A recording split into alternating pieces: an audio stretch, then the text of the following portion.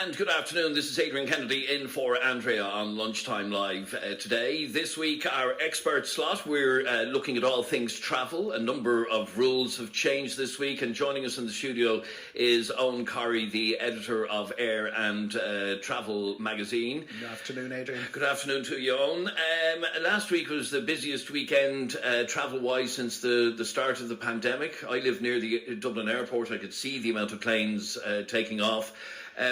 Things have improved dramatically, haven't they? They've absolutely started moving in July, a little bit slower in Ireland than in other parts of Europe.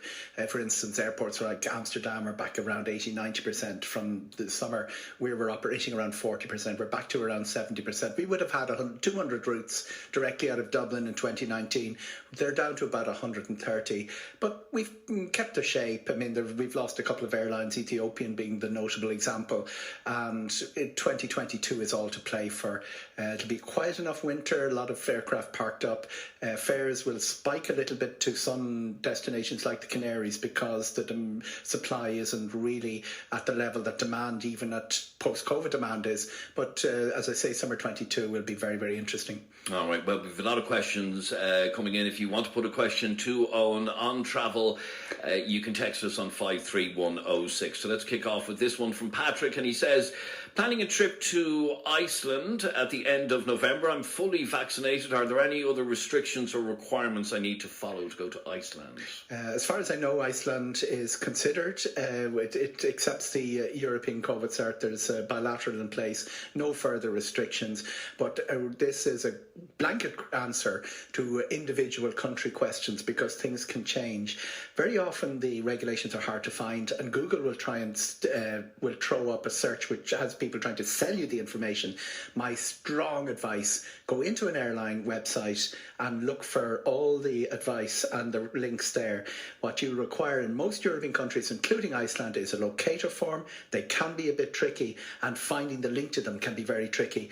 Into a Ryanair website, Aer Lingus website, Icelandair, if you're going to Iceland, try and get an airline which is across and read the updated regulations there, because people claiming to be up to date in regulations are sometimes a little bit out of date. Yeah, no, I travelled to Poland with Ryanair recently, and I found the website very well laid out.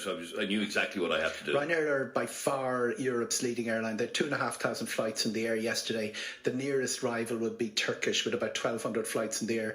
They've used the return after COVID to almost make grabs into market share right across Europe. One of the reasons that their website is so good is the volume of people using it. They have to be up to speed. So if something changes at midnight, it's going to be on the Ryanair website at 15:15.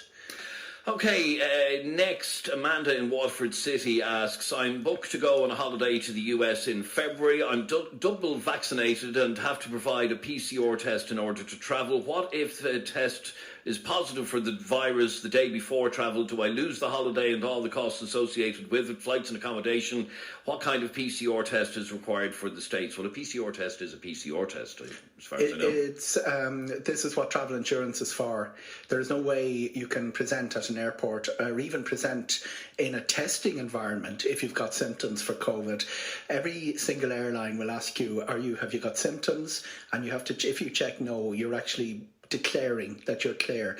So it's taken an awful lot to reopen aviation. The last thing we need is anyone who has had a positive test result or has symptoms turning up at an airport and undoing all of that good.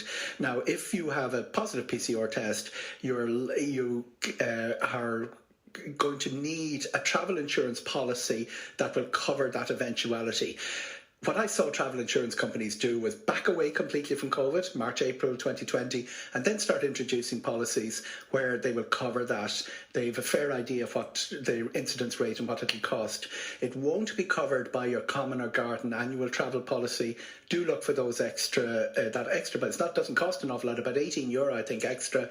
And if you're worried about it, it's certainly worth having. Okay, so with that holiday booked, and a member of your party. Okay, so if that holiday booked in February, it's time to check your travel insurance to make sure that it does cover a COVID cancellation. Absolutely. Because if you present with COVID, you won't be allowed on the airplane. No, absolutely not. And you're not even supposed to present at a test centre where other people are. Okay, lots more to get through. I'm invited to a wedding in Corfu in June 2022. Yeah, it sounds beautiful, all right. Aer Lingus flights completely booked out, and Ryanair have not issued any flights for Corfu for 2022. When will Ryanair issue their schedule?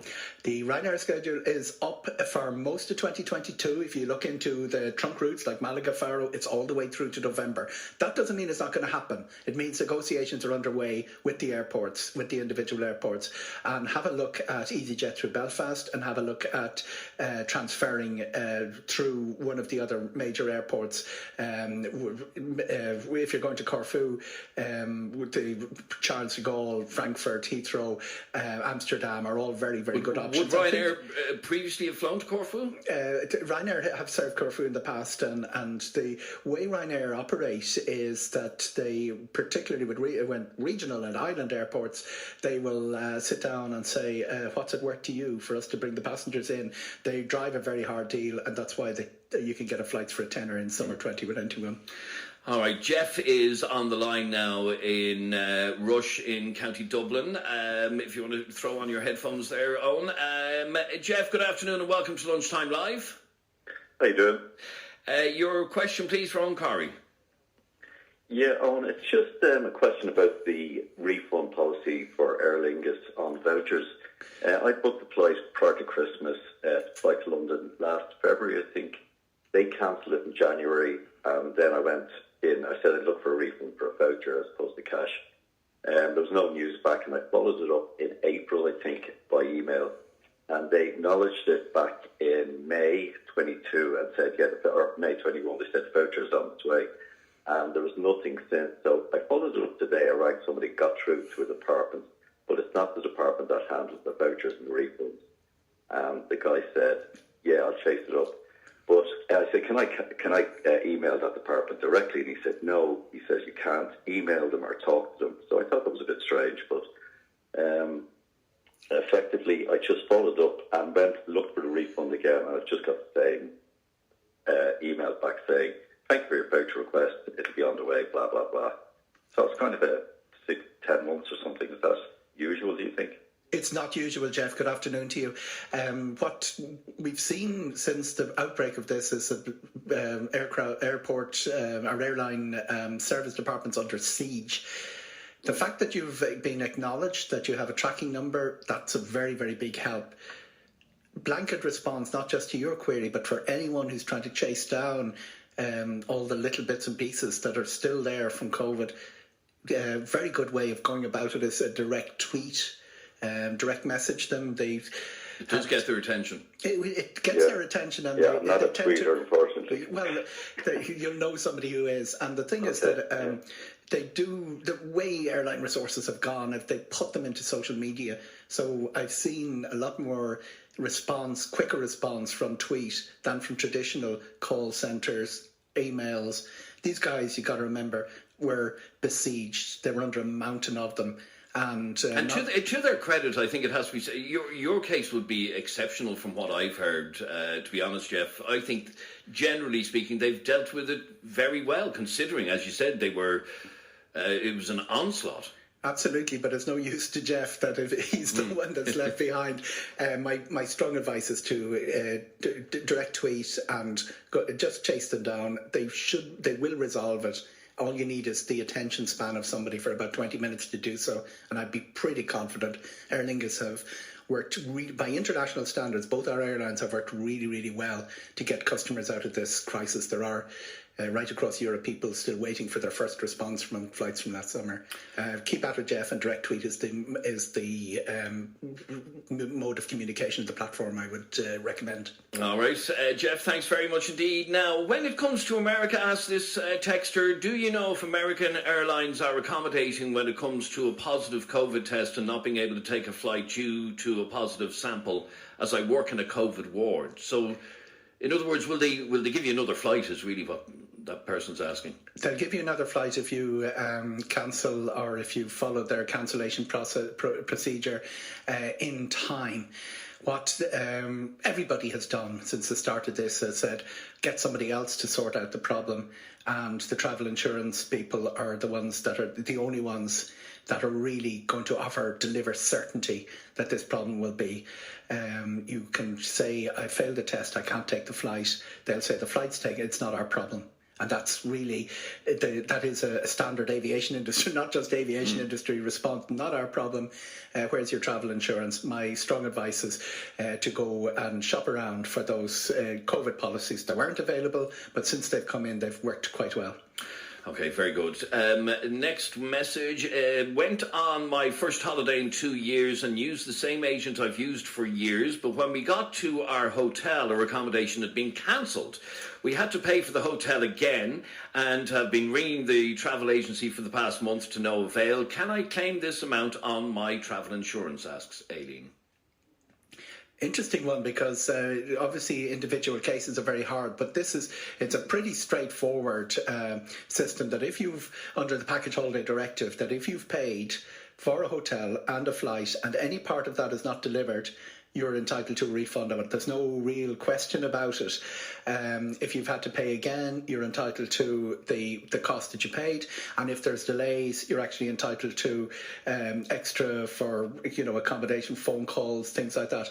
So you have a clear-cut case if you've booked through a travel agent. The real question now is it a licensed and bonded travel agent under the aviationreg.ie, the list is all up there, or is it one of the online tour operators, which generally based off island, which have really been hard to pursue since the start of the COVID crisis? In either case, even if it is one of those, you still have a case to chase back the money that you have paid. And if it's not a license, if it's a licensed travel agent, very straightforward. If they don't cough it up or don't communicate with you, you go to the aviation regulator. They will get it. They will sort it out for you. If it's not, you're in the small claims court. But the law is on your side. Consumer law is on your side. European consumer law is on your side, and it will come right in the end. Is my prediction, without knowing all the details of the event. All right. Knowledgeable as always.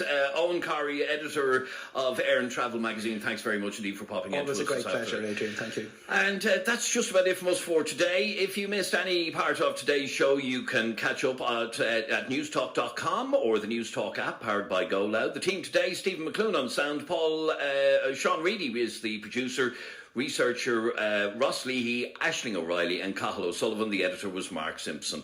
Sean Moncrief is next.